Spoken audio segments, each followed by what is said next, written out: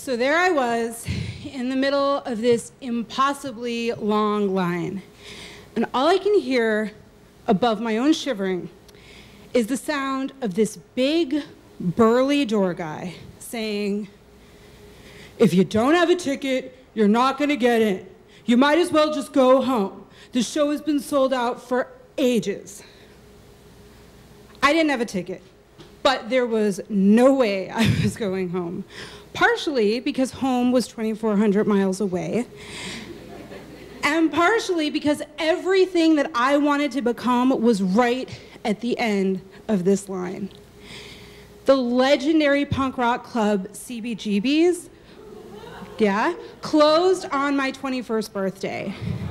CBGB's is where the Ramones got their start, and Television and Blondie, and I found out that the person who was closing out the night, closing out the club, was none other than Patti Smith.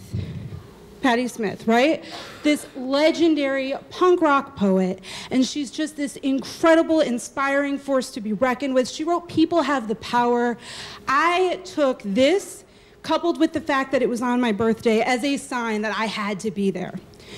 So the problem was that I was living as a very broke college student in Tempe, Arizona, studying anthropology. And so I barely scraped enough money together for a ticket, and I tried desperately to convince friends to go with me. And finally, I was talking to my friends, Nija and Helena, and I said, "You guys have to come. This is gonna be the best show of your life. You have to go with me to this." And they were like, "So let me get this straight. You want to fly across the country to go to a show that you don't have tickets to that is sold out. How is this going to work? When there's a will, there's a way. We have to make this work. This is going to be okay." So they reluctantly agreed to come with me. But about 2 hours into that line, they had had enough. And they looked at me and said, "Sarah, we are tired, we are hungry, we are cold, and we are hungover. We are leaving. Are you coming with us? We're gonna go get some food." And I was like, "Absolutely not. I'm not going anywhere." And they're like, "The guy told you that you're not getting in. He told you you can't get in." And I thought about it, and I was like, you know, punk rock wasn't famous and popular and powerful and important because people followed the rules. The most punk rock thing that I could have done was stayed in that line. So they said, "Fine, that's it, we're gonna get some pizza, we'll bring you some back." And as they left, I noticed that there was this tall, beautiful Italian woman walking up and down the line. She had this long, dark black hair and these huge brown eyes, and she would go up to people, particularly men, and say, "Hi, do you have a ticket?" I don't have a ticket." And these men were just like, "Oh my God, I wish I had an extra ticket. I'll find one for you." And I could see that these men were just falling in love with this woman. And so she's coming up and down the line, and she kind of walks up to me, and we started to talk, and her name is Lucia.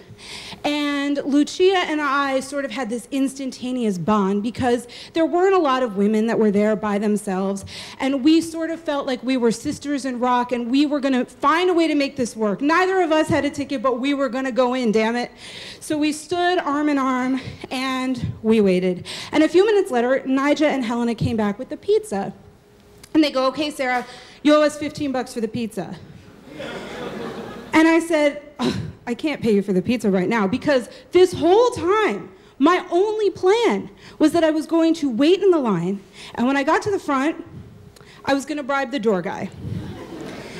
And I said, "Look, you know, I had about $50 in my pocket. I figured that's gotta be enough." And I said, "Look, if I give you $15, I'm only gonna have $35. What self-respecting person tries to bribe a door guy with only $35? And furthermore, what self-respecting extortionist door guy takes less than $50? Sorry, no, can't do it." And they said, "Sarah, we are broke like you. We need train fare, sorry." So I handed over the money, and they handed me the pizza, and I gave Lucia a piece of pizza. And all of a sudden, I hear someone further back in the line go, "Hey, you selling pizza?" "No, I'm giving it away." He goes, "What? I can't hear you." And I thought for a second. "Yeah, I'm selling pizza." And he goes, "How much? $2 a slice?" "What? I can't hear you." $3 a slice? And in about 30 seconds, I had sold all of the pizza, and now I am feeling really good because I am ahead of the game. I have more money in my pocket than I started with. I have the most beautiful woman in New York on my arm. We're gonna get in. So the line starts to move, and we start talking to the guy behind us whose name is Adam. And it turns out that Adam's family owns a cafe at the foot of the Brooklyn Bridge. And Adam is on the guest list. And he's talking to Lucia, and Lucia's talking to him. And we decide to let Adam go in front of us as we kind of get to the front of the line. And Adam says to the door guy, "I'm on the guest list." And the guy goes, "Okay." He checks, and oh my God, Adam's on the guest list. So Adam goes, "Oh yeah, and I have a +3, which means that you can bring 3 people into the club with you." Lucia and I knew this was a bold-faced lie. He did not have a +3, he had a +1. He's lying to the door guy. We're gonna get found out. They're gonna tell us to leave. And the door guy just kind of looks at him and shrugs his shoulders and goes, "Yeah, okay." And so,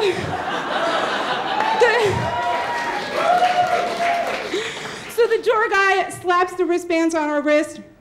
We get inside, I kiss Adam on the cheek, and I go, "I'm buying you and your friend drinks all night." Thank God they were light drinkers, let me tell you. And I go and I stand in the front and I see the most incredible show of my entire life. And after it's over, the drummer tosses the drumstick and I catch it. I catch the drumstick, yeah. And then I walk up to the stage and Patti Smith is handing out these little tiny pins that say, "What remains is future." And I walk up to her and she hands me a pin. And Lucia and I meet Bobby Scher, the legendary drummer of the band Bad Religion. And Bobby Scher gives us a walking tour of the Bowery. And he shows us where the Ramones took the picture of their first album cover and where the New York Dolls played their first show. And I decided when I got home, I could not live an ordinary life anymore, whatever the hell that means, right? And I got back home and I applied for a job as a door guy at a live music venue and I got it. And I published my first article about music and I decided I wanted to be a music journalist. And 7 years later, I am. And I work as a producer at NPR.